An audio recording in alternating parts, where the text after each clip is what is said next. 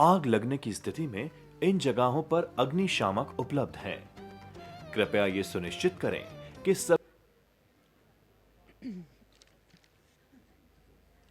Ladies and gentlemen, welcome to the 11th Z Jaipur Literature Festival's next session at the Rajan Khilachand Mughal tent.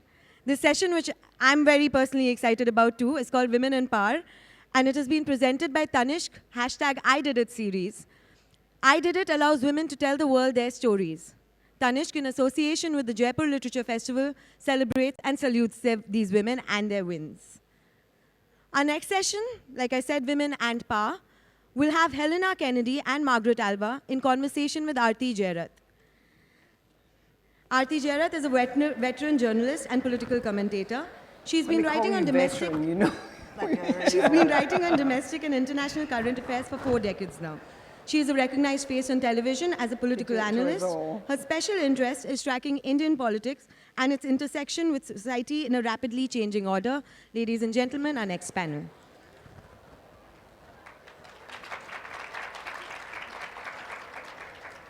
So, thank you. Although women have shattered many glass ceilings over the decades, power is still a man's world. The recent Harvey Weinstein revelations, the Me Too campaign, and the skeletons that continue to tumble out are brutal reminders that women have many mountains to climb in their fight to make power gender neutral. There are many dimensions to the topic we're discussing today. I thought we should focus on 2, which I believe are core to understanding the skewed nature of the relationship between women and power. One is the manner in which power has been used since ancient times to subjugate, victimize, and exploit women.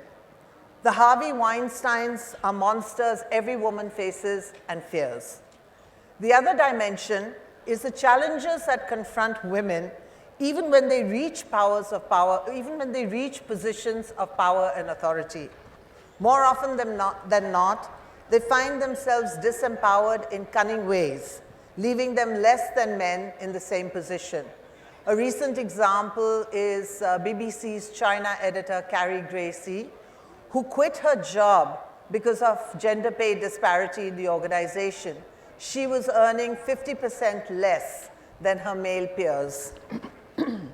We have 2 eminent women with us today, Baroness Helena Kennedy and Mrs. Margaret Alva, to discuss the problems and difficulties women face as they negotiate power spaces traditionally structured to favor men, whether within the family or in the workspace or even on the streets. This will not be a lament, and I hope we're not going to end up shredding men to pieces, but I hope from this session, this little brief conversation, we can draw on their experiences for insights for future generations of women so that they can benefit in the fight for gender justice and equality. So before we begin, let me introduce the panelists.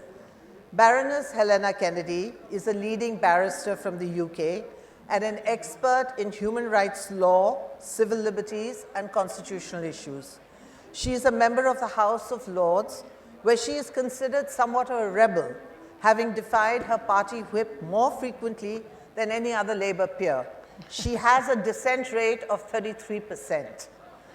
She has presented several radio and television shows, and among the many books she has written is a seminal work titled Eve Was Framed, which examines the victimization of women by societies and the failure of law to address the wrongs perpetrated on them. Mrs. Alva is a well-known political figure in India. She represented the Congress party in Parliament for several terms, served as a union minister, and then governor in the states of Uttarakhand and Rajasthan. She showed remarkable courage in criticizing her party for selling tickets to the highest bidders in the 2008 assembly election in her home state of Karnataka. The Congress lost that election, and Mrs. Alva was relieved of her party responsibilities. Fortunately, she patched up her differences with the party some months later and was appointed governor. Her autobiography, Courage and Commitment, is a candid account of the internal politics of the Congress Party and gives an insider's view of the way in which union governments function. So, since we are living in post-Harvey Weinstein times, I think that any discussion on women and power has to begin with the debate that's raging across the world on the way men use power to exploit and subjugate women. There is a feeling that this debate has gone too far and ended up distorting a real problem into a battle between the sexes. I mean, it certainly seems to have taken on a frenzy that has not only pitted men against women, but younger feminists against older feminists, with younger feminists trolling people like Catherine Deneuve and Margaret Atwood, who've raised red flags and calling them names. So what do you think? How do you think this, what direction has this debate taken? How do I address you, Baroness? Helena. Helena. Please. Huh? Helena. Forget the Baroness bit. But Helena, please. Yes. Yes, so Helena, Yes. do you think this, what do you think of the direction the debate is taking? Well, I would first of all make the distinction between the positions that were taken by Margaret Atwood and the position taken by Catherine Deneuve. Catherine Deneuve, the very beautiful, great French actress, was saying, but we love flirtation. We like that frisson of, sexual excitement between men and women, and therefore was being slightly dismissive of the complaints that were being made, which were of a very different nature. We know the difference between flirtation between people who are mutually interested in each other and where there's no power disparity and when it's not about employment. But we also know what it is to be harassed, to have someone being sleazy, someone who is coming on to you in an inappropriate way. So I didn't agree with Catherine Deneuve, but I do have some concerns about the way in which Margaret Atwood is being treated, because what Margaret was saying was that we also have to make sure that we don't forget about due process, that we don't forget about the very real need to ensure that when we're making accusations against men for their bad conduct, particularly of a criminal kind, that we don't seek to lower the standards and that we don't seek to, if you like, reduce the rights of those we're accusing in order to further our own rights, because that never produces justice. So for me, it's about maintaining important standards in human rights for all of us, but for too long, the rights of women have been forgotten. Yeah, but do you think that, sometimes women emerge as their own worst enemies because, there are Of having these arguments? Yeah. Well, I think that, but the great thing is that women are much more prepared to have those discussions openly, whereas I'd like to hear more male voices talking about the shame that men should feel about the men that they know who behave in this way. Not enough men call out bad behavior from their male colleagues and their male friends. They hear it happening and they're too embarrassed to say, that's unacceptable. I don't like you talking about women in that way. And the kind of names that have come out, Yeah. I mean, it's really shocking. I think I was the most shocked about Dustin Hoffman being named, so. Well, but equally there will be other women who've said that they've worked with him and never had a day's concern at all. Yeah. I think that when you talk about women in power, I mean, for me, in all of this, it's very important to remember that while it's celebrity women who have been able to sort of take their courage in their hands and step out, Yes, I think women who are themselves now successful and well off, in workplaces, in factories up and down all of our countries, in offices around our country, women are constantly having to deal with this stuff. Yes. And they're women who can't go public. They're women who know that they will not get overtime, that they will not get the promotion if they complain about their boss misbehaving. Sure. And we've had that in Parliament in Britain too, that women who complain are seen as being troublemakers and end up being punished. Yeah, and that's not good enough. But then, Mrs. Alva, why haven't we, I mean, this is a huge problem in India too, Yeah. But we don't have women, I mean, I understand women, at the bottom of the socioeconomic ladder, obviously they're scared of losing their jobs, so they won't say anything. But what about, the more educated women, the ones who are more empowered? How come they don't speak out about the Harvey Weinsteins in India? I think it's got something to do with the social norms which are set for us. And I must say that anyone who complains, I've had many cases. When I was Minister for Personnel, we had these cells in every ministry, you know, so that complaints could come to them. You complain, and the victim becomes, in most ways, you know. The accused. Becomes Exactly. accused, yeah. And when I found, well, the argument was, well, if she's not happy in this office, let's transfer her out. Why don't you transfer the man out? Why are you transferring her? And so most often they are afraid to complain. Secondly, her own family says, well, if this is happening to you, stop working. Don't go. And so it's always the woman who has to pay the price, whether she complains or not. And I think that mostly women talk in general terms in India. But nobody says, I have been a victim, or this happened to me. We generally say, this is happening, and it must stop. Very few are bold enough to come and say, I have been sexually abused, or this happened to me, or this is happening to me. Margaret, did it ever happen to you? No.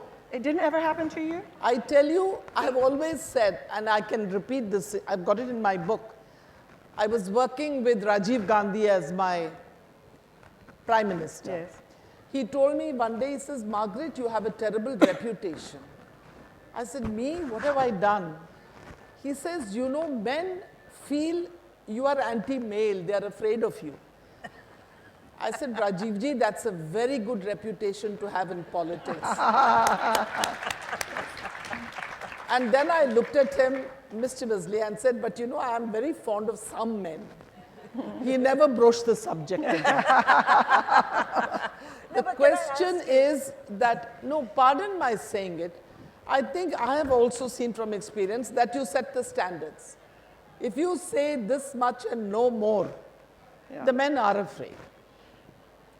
But there are many, because of their vulnerable situations, who cannot call the shots. They either keep their job and go along, or they quit and become, you know, center of controversy, which most women prefer to avoid. But did it help that you came, you belonged to an eminent political family in Karnataka, your parents-in-law were, you know, members of parliament, very prominent. Did that give you a kind of protection? Is that still needed I in don't India, think your father-in-law, your mother-in-law is sitting behind you to protect you all the time. You get into politics and you are on your own. You have to be very clear on dealing with these men. Name them and shame them is the new slogan. But how many are prepared to do it? Yeah. You see, it's a problem that you face.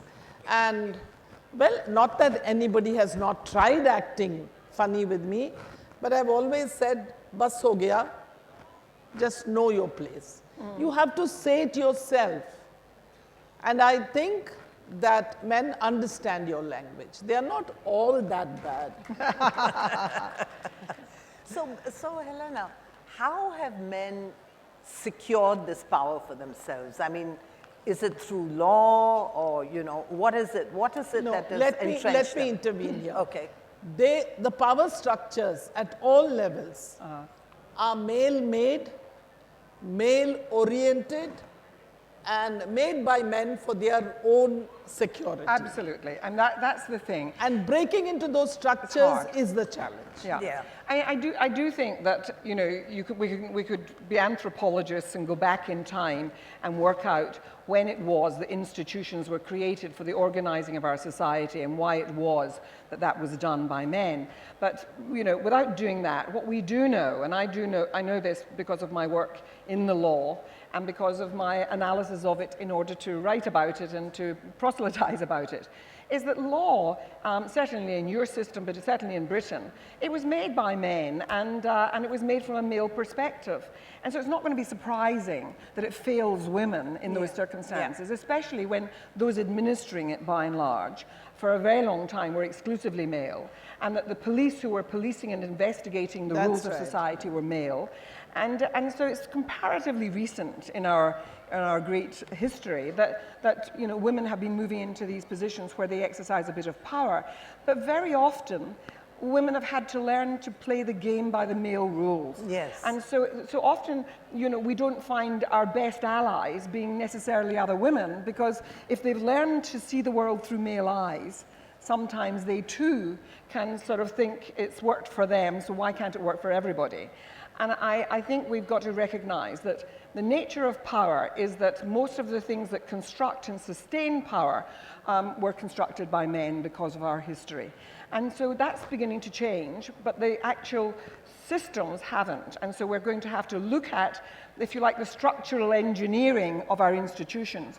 And that means, you know, not just government, but it, you know, one of the things that it means, you know, law, of course, the twin pillar, but it's also, you know, education. It's also the business of the way that health is mainly dominated by senior men, the way in which our civil services, the senior people tend to still be men.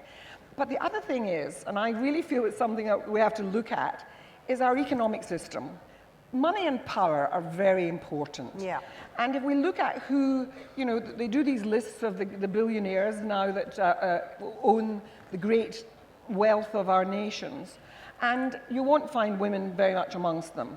And it's basically the wealth is in the hands of men, and the multinational companies are in the hands of men, and the boards of those companies are dominated by men, and the financial institutions that sustain it are organized by men. And in fact, multinational companies now have more power often than national governments, and it's not women who are running them. So we've got to recognize that our world, by and large, is still incredibly dominated by male perspectives, and it's going to be very hard for us as women to make our voices heard in that scenario. How do you like being a woman in the House of Lords? I mean, that's why she rebels. 33% the structure is for men. That's why you end up being rebellious. I mean, one of the things about the House of Lords is that it gives you more independence than being in the Commons.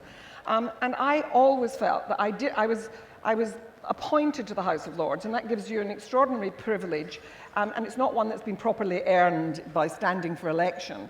And I felt that my brain shouldn't be hung on the peg as I took my coat off. I had to basically apply it to the things that were being presented to me.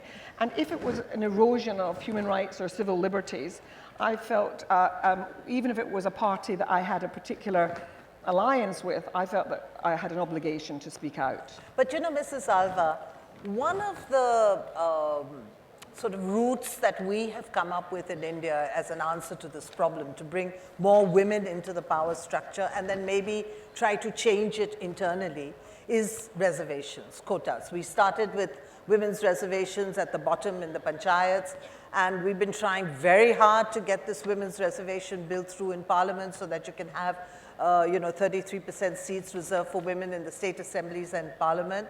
Now, firstly, do you think quotas or reservations is really an answer to this? And do you think it'll ever happen? I mean, because I suspect that men are deliberately holding back that bill because they do not want more women in there challenging their, little domain.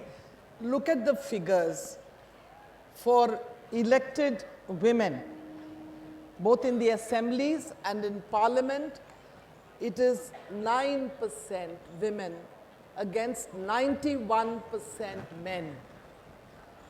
They are the ones generally who distribute tickets, who decide what's good, and who are the winning candidates. I've served on my party's election committee for 10 years, and I was one of the battle axes there fighting for women.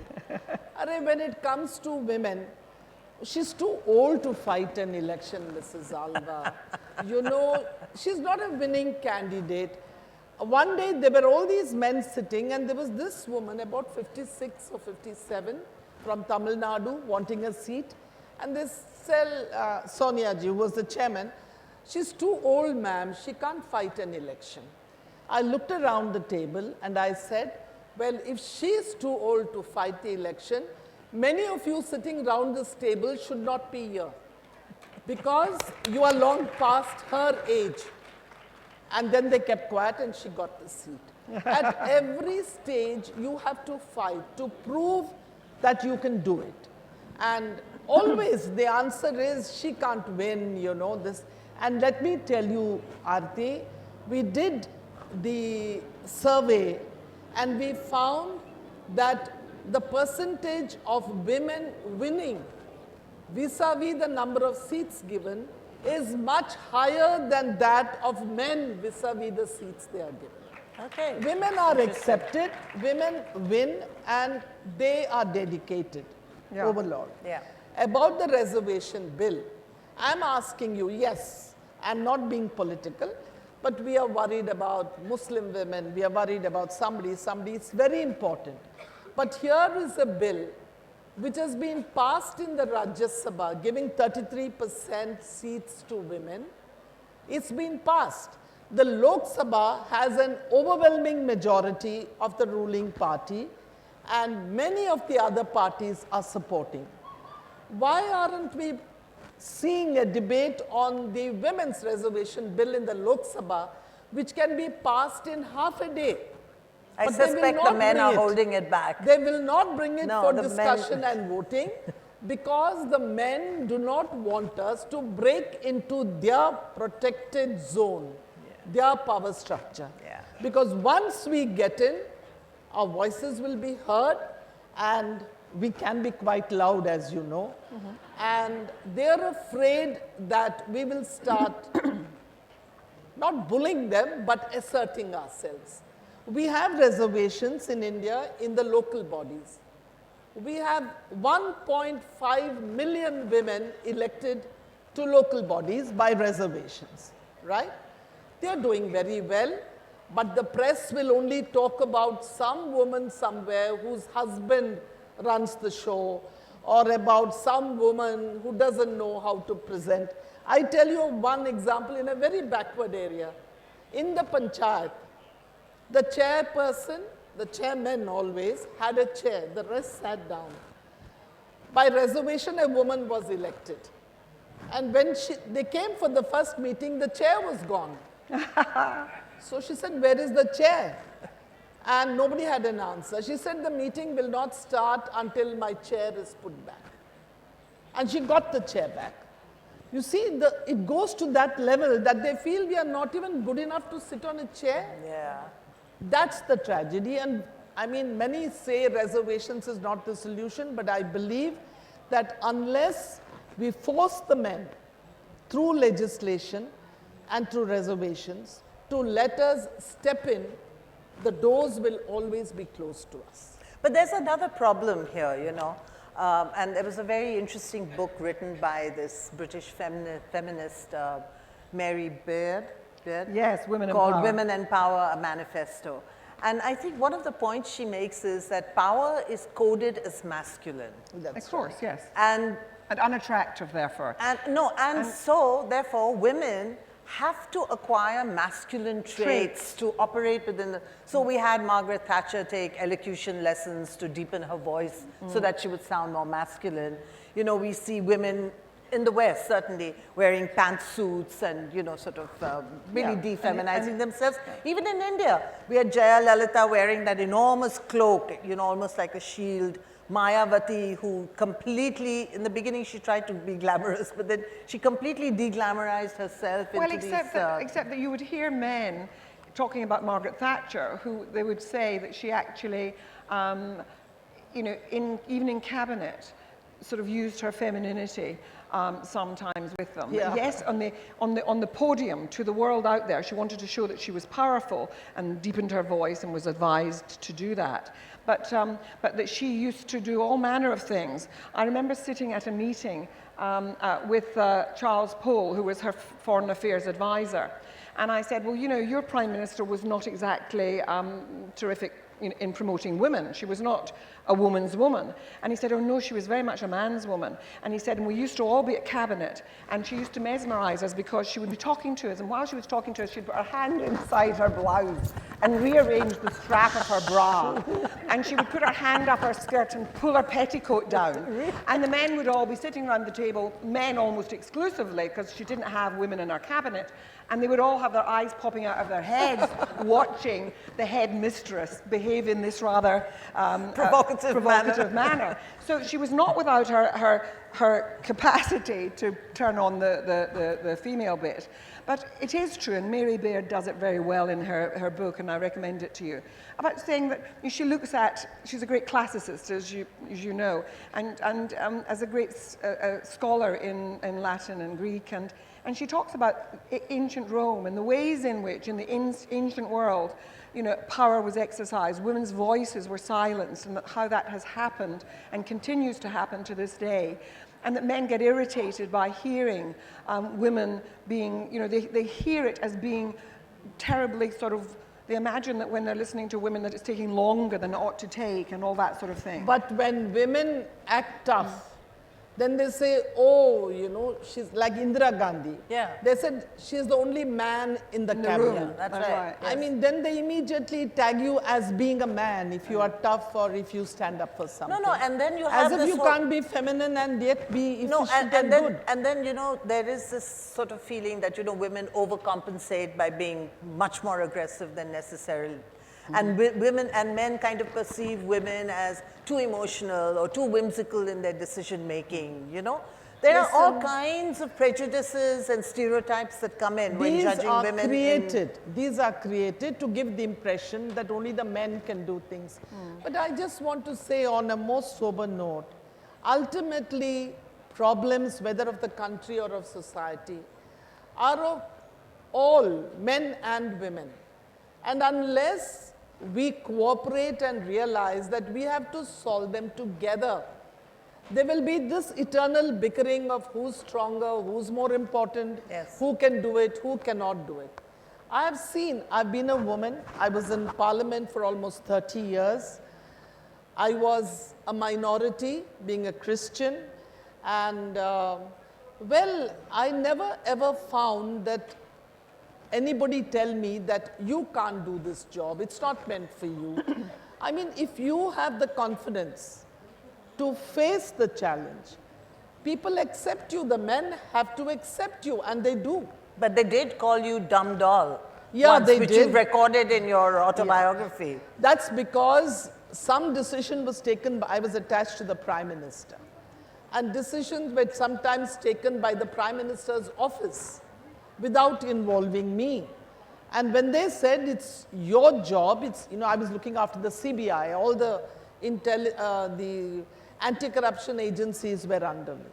So if somebody was charged or somebody was shall I say, investigated, they would blame me. And I would often say, I have nothing to do with this. It's the Prime Minister's office who takes the final decision.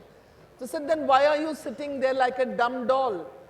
So how did why you feel? don't you quit? How did you feel when they used that terminology? So I said, well, I can quit on everything, but the question is that certain decisions Prime Minister takes because he is the Prime Minister. I am attached to the Prime Minister, I work with him, but I cannot take the final decision.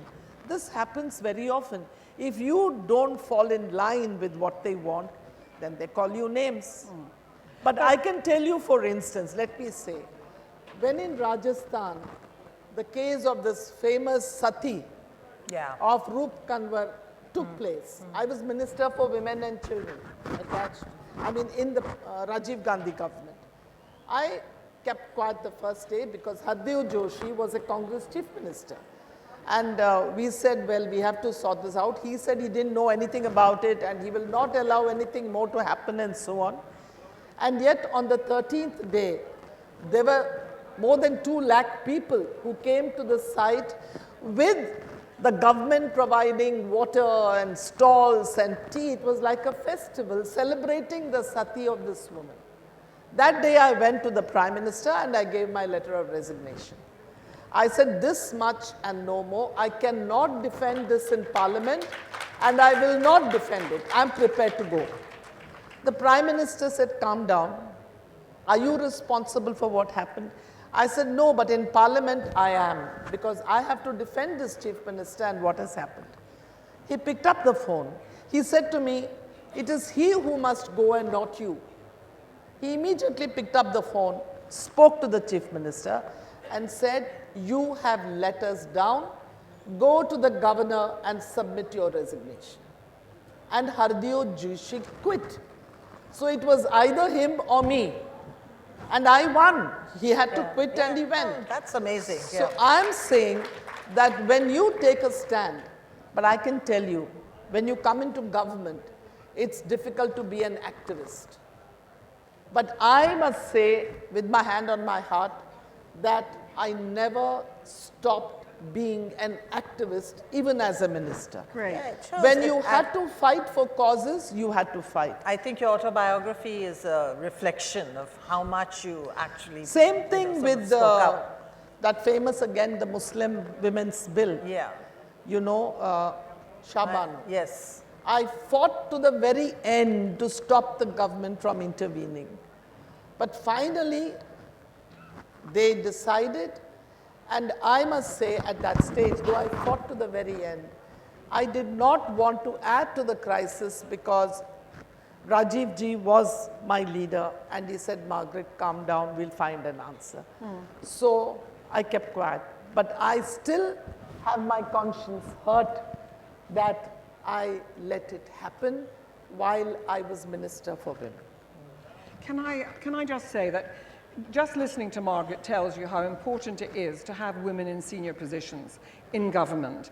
And in fact, you know, it really is vital that you have women able to take part in that discourse in the cabinet to change policy, to make sure that women's considerations are being heard, that it's the whole of our population that is being represented. And so you really do need to have that in all of the institutions. I mean, one of the arguments that we have just now, which is very real and serious in Britain, is that we have a Supreme Court on which we had, for 13 years, we had only one woman on that court. And I know that the story on judges in this country... And I can give you the figures. They're not good here either. At the moment, we have no Nobody. women in our In Supreme the high Court. courts, high courts and the Supreme Court, one in the Supreme Court, but out of the total number of 692 judges in high courts and the Supreme Court, you have only 10 women. And Well, that you know, is It's 4%. very skewed, very So, skewed. the idea that after all these decades of only women 4%. being trained as lawyers, becoming judges, that you have such a few number at the senior level, and it's about an attitude about what does a senior judge look like? What does a prime minister look like? And they're always envisioned as being held by men, and we have to get over that. And it's important for women to see it, but also for the nature of the discussions to change. But I don't want us to just talk about power in the grand sense. I want us to talk about power in our own relationships. lives, yeah. Because one of the things that's happening amongst new generations, I'm very happy to say, is that they're negotiating very different kinds of relationships. Young men and women are renegotiating their relationships in ways that are about greater equality. But for some, it is proving too difficult. And women get punished when they want to have more freedom. And we see it in our society with the way in which the levels of rape and sexual assault, domestic violence, which of course still there's too much taboo around willingness to talk about it, and women are afraid to go public or to try and get support from the police. That's right. You know, in the power imbalance inside our domestic homes is still something that, if you like, pins down like tent pegs. That's right. Pins down the ways in which our societies work. And the silences around women not being paid in the same way as men when they're doing the same jobs. And so that as women are acquiring greater skills, entering different fields, here you have the woman at the BBC saying, I'm doing exactly the same job in China as somebody else in Washington, and I'm paid half as much as he is. Right. And so, you know, and part of it is that it's covered in a kind of opaque layer so that women don't know what their male colleagues are earning.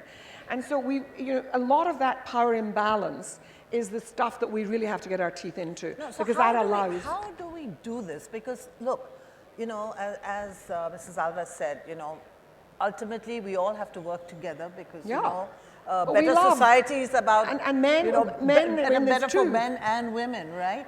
But how do we reach out to men? How do we convince them? How do we, you know, Listen. how do we draw them into this? How do we get them to change these power structures? Well, listen, so we that- we all know, and in this audience, there are many men, you know, who also want and enjoy having equal relationships with women. It's much more fulfilling. It's much more satisfying. You have much better sex. You have a much better time if you're in an equal relationship with a woman.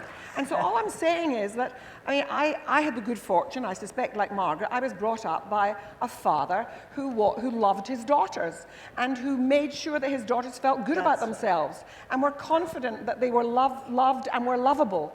And so in the relationships I've had with men in my life, I've always sought out men like that. And so all I'm saying is that I am drawn to and have as friends many men, and it's usually because they like being equal to women. And so we have to hear men saying that loud and clear. I want you all to shout now, you want to have those relationships. And so, you know, this is about men having to say when they hear other men or watch other men behaving inappropriately, to say, cut it out. I'm not listening to that stuff. Stop that. And to also make sure that the avenues for women's promotion is made possible. I mean, I'm saying that inside companies, I'm often now invited into, you know, the banking world or whatever, to talk about how do we make the avenues for women's promotion better. And I say, make sure that your middle managers don't get any bonuses unless you say, what have you done to promote women under you in the last year? Where is the advancement in diversity that you've promoted? Show us the women that you've advanced and what you've done for them, and how you've eliminated some of the conditions in the workplace that make women's lives a misery. Have you fought for equal pay? And that's when you get your bonus, and you don't get it otherwise. And if you do that at the middle level, then you start seeing things moving and changing inside organizations. No. But men can make the difference, and we need men to be our partners in changing the world. You wanted to say Can something? I say something? Yeah. You see, for long, at least in this country and internationally, we talked about the trickle-down effect. That if you have some strong women, outspoken women at the top in leadership roles, so automatically the power would flow down. And there was this feeling that, you know, these women, we were more like sort of, I don't say dumb dolls, but we were just kept there to show in a cabinet, in a ministry, that, oh, we also have women, you know, we have this. And what were the portfolios normally given? Social welfare, handicap, soft ministries, women and child, children, and health, primary education, Yeah. health. Not the ministries which really big matter. money and the money With money, ministries. because the money had to be made by them, you know. So women are not put there because we can't do it the way they can. But the question now that is coming is that it has become the other way round. There are women marching on the streets demanding their rights. There are women all over the world saying enough is enough. And it is the younger generation, these girls and other, I mean younger people, including boys in universities and others, who are standing up and are willing to be counted. I think that is the change that we have to strengthen, because ultimately it is the home and the family and the grassroots that influence social attitudes. I mean, I'm sorry to say it, we are all mothers. Don't we most often feel that our sons have to be educated better, you know? A ladki girl, she's going to be married, yeah, chhod do, BA pass hone do. But the technical and the other specialized education, we want our sons. Because we believe that it is our social security in our old age. That's the general feeling. But most often these days, you know, it's the daughters who care more for the parents than the sons. Once they are married, you know, they are different lot altogether. But the question is that now it is becoming the down-up syndrome. Power is going to grow from the grassroots, from younger people, from movements to the top. Which is actually how it should be. It should be, because, and that's what it is. You know, we are a country that has had a woman prime minister. That's right. You know, we've had women president, governors like you, president. a woman president, and yet we find the, Chief ministers. chief ministers, 5 national parties headed by women. Absolutely. And still, you know, the status of women in India, by and large, is really bad. But I mean, they're subject to so much exploitation. But that, Arati, is one of the things where, at the moment, you know, in all the press coverage of and we started with Harvey Weinstein, there was a sort of sense in which they said, is this the seismic shift that's going to change the world? Well, there have been a number of those moments in my lifetime where we thought, well, this has to be it. And the real truth is that, yes, we make advances, but it's hard work, and these gains are hard work won. And yes, after Harvey Weinstein, there will be a certain amount of gain, but there will also be a certain amount of slippage, and then we'll have to keep at it. And so I'm saying to those of you who are very much younger than us, the battle is a long one. That's right. And it is, Yes. and the part of it is, of course, around the issues of sexuality. The recognition that as human beings we're different, that we give expression to ourselves differently, and we have to respect each other. It's why I'm a human rights lawyer, that we respect the humanity of each other. And that's where you make the world better, once we start really treating each other with dignity. And you know, we have to address the business of violence towards women and girls in our societies. It's just so unacceptable. I want to add and we something, have to train our Arati. police I to want to deal add with it something. properly. And we have to make sure that our politicians do not settle for less than a real commitment to dealing with violence, the everyday sexism that goes on in our communities. I think you wanted to say I something. feel that there are 2 important factors which have to be emphasized. One is education. Right from the primary level, you know, if boys and girls are brought up in the system to realize they both can do the same subjects, they can, you know, maybe the girls can do better than the boys like they have done in sports, in many other fields. I think education for equality, right from the primary or the, like, you know, recently someone was saying, there was, children were asked, well, what can boys do? And it was all the things that men, they believe, can do. And what can girls do? Well, they can cook, and they can do this, and they can do that. See, from the children's level, they identify mummy's role and daddy's role, you know, that they are different. The second thing which I want to emphasize is the role of the media. What is the projection of the woman that the overall media gives, even in India? It's always, you know, women, I mean, the serials you see on TV, they are all fighting within the family, they are conspiring against each other. The image of the woman as projected in the media, there's very little of positive reporting. It's only the negative that gets highlighted on TV. And all those shouting brigades on TV very rarely really focus on the problems of women and correcting the image of the woman. But in I think the also, media. you know, we shouldn't place value judgments on, you know, like, say, mathematics is a male subject and therefore more important and, you know, bigger, whereas cooking is a woman's role and, you know, somewhere down the scale. I read an article which said really that be, you know, boys all are better equal. in mathematics than women. Yeah. Who says so? Why? No, but there may be women who don't want to do maths. Maybe they just want to cook. Maybe. And, you know, why should we place this value judgment on cooking being somehow less than being a scientist? You know? She's indicating that our time is running out. Our time is running out. Okay. But So do you want to ask anybody out there to ask? yes, I think, yeah, the lady in the front row. I think we need a mic. We might need it. There's a young man over there. Yeah, there's several lines. So the first question is, so in this Trump era where, you know, women have accused Trump of sexual harassment, but, you know, it has no hold on him. There's nothing happened. So how do you deal with that? How do you deal with the fact that, you know, even if you do come out and say, you know what, I was sexually harassed at work by the man in power, there's nothing going to happen. There's nothing that's going to Well, happen. Trump has accused himself out of his own mouth when he said that he, you know, we heard the tape where he said that he had, felt that he was entitled to abuse women and to grab them by the pussy. You know, out of his own mouth he's condemned himself. But nothing said happened. all He went that on and to yet the become American president of the people United elected him. States. Yeah. I think we have a question there. No, the young woman didn't finish her question. Oh, you haven't finished your question. Okay.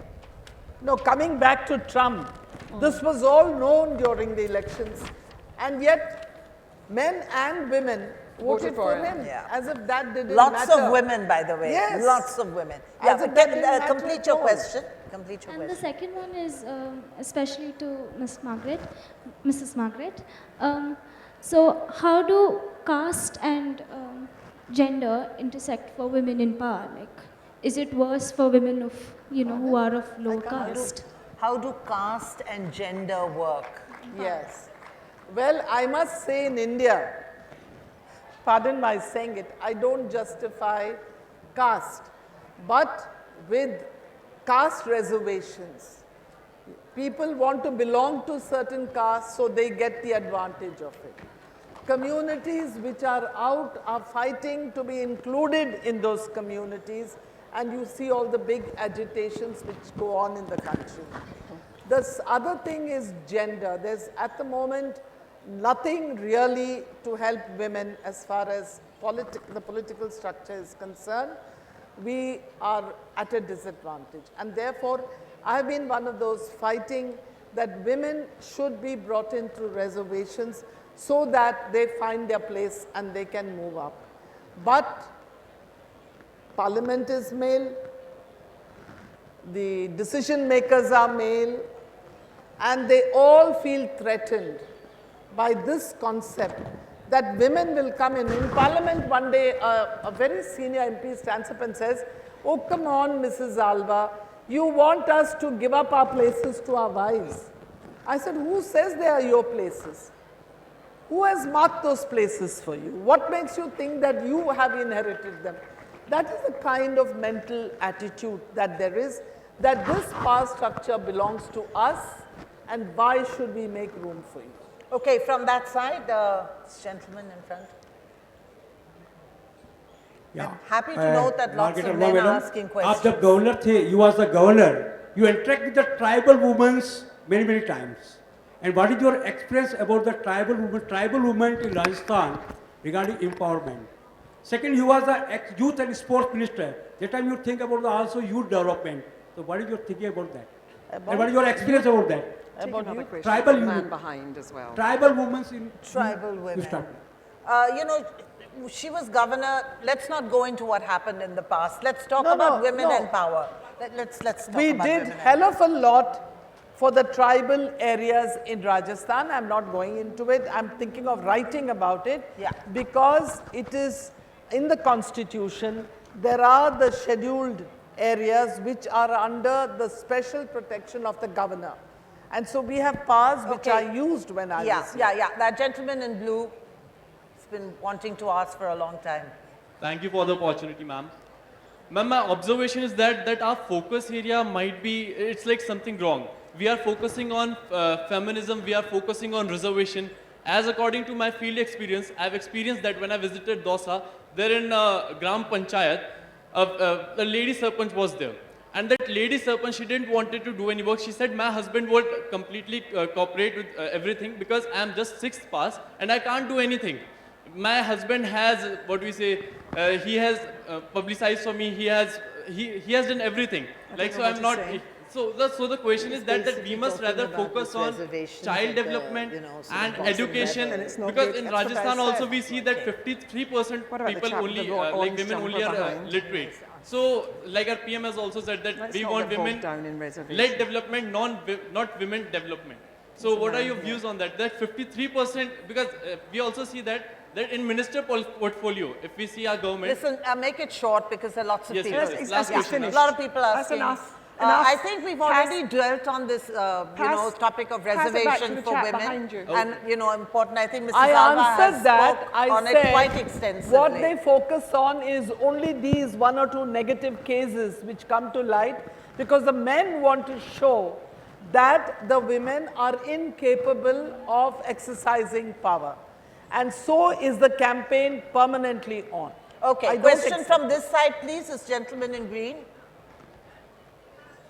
I wonder if we could... Well, where are the women?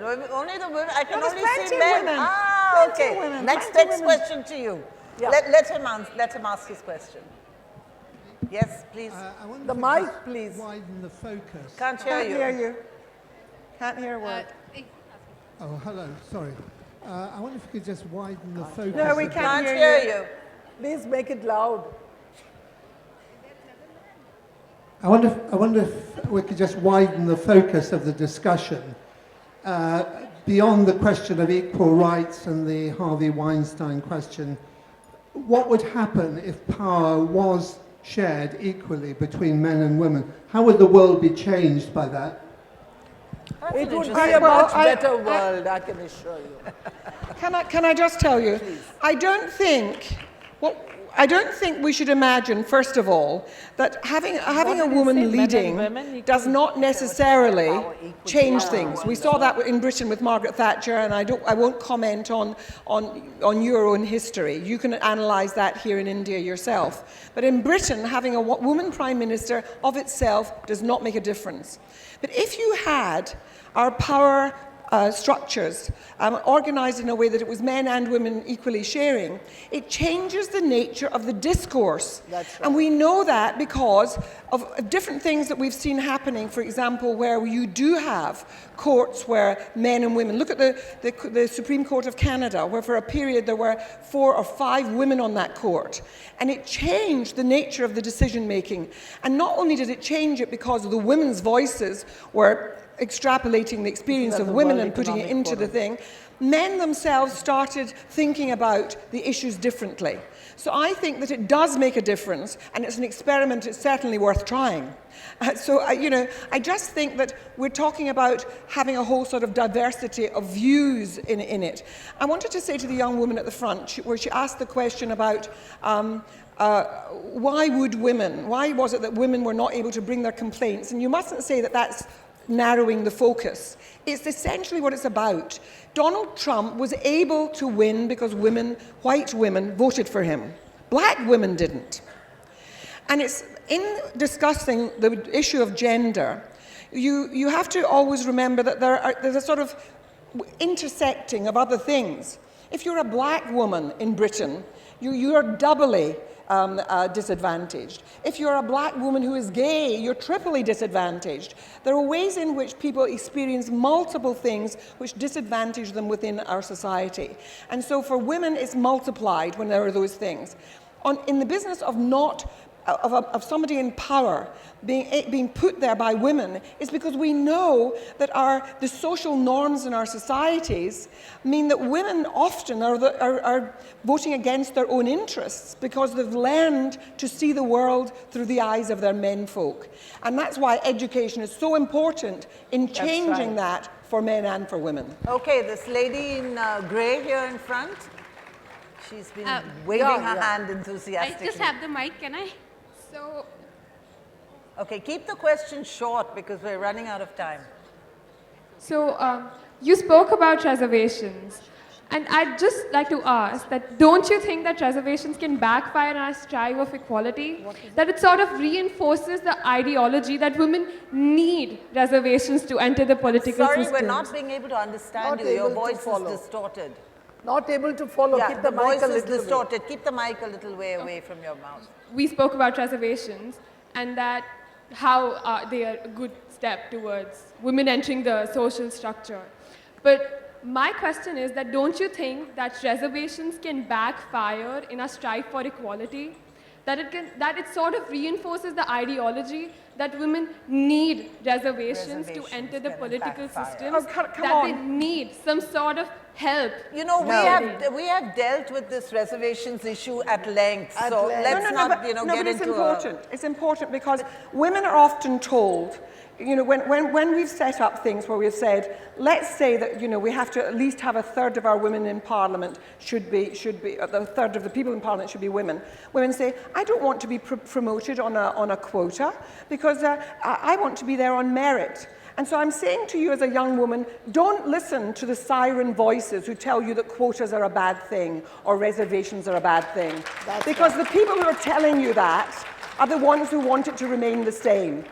Ask yourself this question. When you say, I want to get there on merit, who decides what is meritorious? And almost invariably, the values that determine that have been determined by men. So you mustn't be taken in by this idea that having reservations is a bad thing for women. It's a great thing for women, and when the time comes and we don't need them, then we'll all celebrate. And do you think that the men who are there now in such large numbers are the very best intellectually, morally, and everything else? Okay. What makes you think women will come without quality? The lady in yellow who's been waving her hand.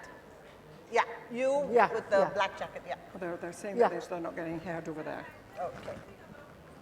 Sorry, that... No, it's not you, it's the lady. Take the mic. We'll take you next. We'll take you next. Time is over. Last question. Last question. We've got 6 minutes. Oh, we've got 6 minutes. We have got 6 minutes more. Quick question so that we get a quick answer. Yeah. This goes back to the memories in 1989 when Nilgiris in Karnataka, Bangalore, organized the first inaugural billiards and snooker tournament where Mrs. Margaret Alva was the chief guest. The newspaper cutting said, from rolling pins to snooker queens. I don't know if you remember it, ma'am, that you were at Karnataka State Billiards Association way back in 1989 as a chief guest where the inaugural tournament took place. And the newspaper cutting clearly said that from rolling pins to snooker queens. Half the audience weren't born in 1989. I don't remember from. Sorry, she doesn't remember. Okay, there was a lady here in front. So the question, you wanted to ask a question. And I think this has to be the last Can I put the question right now? Well, all right. We told you, hurry up. We're running out of time. And there's another so I'm lady just waiting. returning back Quickly. from the same association where the gender bias is very clearly evident, where they, in a national tournament, change the rule for men. It is something else in a sport, and for a woman, there is something else. So as a human rights, do you think it is right to do that? It's wrong. It's wrong, and how do we counteract it? As I said, society as a whole has to change its concept of viewing men and women as different. We are different. There are basic differences. Are there any reservations for the Sports Promotion Council where the ladies are also taken Can we care? take another question, please? Because we're really running out of time. Her. Yeah, I just can't please. Yeah. Ma'am, as we are discussing that men dominate us, but most of the time we watch, like, women criticize us very much rather than men. So I don't understand that why women criticize it to a woman, and we are discussing the employment and the success of the women. I'm a law officer in a company, and I face a lot of problems just because of women, because when I file a complaint against my officer, if women told me that, why you are behaving like this, don't become a dumb doll, the same thing you told. And don't you understand, women have to sacrifice in some place. Because I don't promote and I work very well just because of a female and I'm outside of that country. So they are treating me like that, you are outside. Are you saying, can I, just because we haven't understood, are you saying that women are holding you back? Exactly. Not the men, it's the women who are holding you back. Exactly. Okay, I think that's Quite possible. Well, listen, there are different ways in which women hold each other back. There are women who become very successful, who hold other women back because they like being the rare woman in a man's world. And they pull up the ladder after them and they don't help other women. And there's a special place in hell for women like that. Right? So that's the first thing. There's also the question of the mother-in-law in the family. Most of young brides, wives, are at the mercy of the mother-in-law or the sisters-in-law who drive her very often to suicide. We are seeing these cases. But the question is, all the same, there is need for us to stand united and say, we will have our rights no matter who opposes us. That's what's important. Okay, well, thank you very much. I think that was a very lively and interesting discussion. We're not finished. There was a woman there It's who finished. wanted I think our time, do we have time? It's time is over. 1 minute, is it over? Time is over, yeah. Thank you so much for being with us here at the Rajan Kila Chand Mughal tent.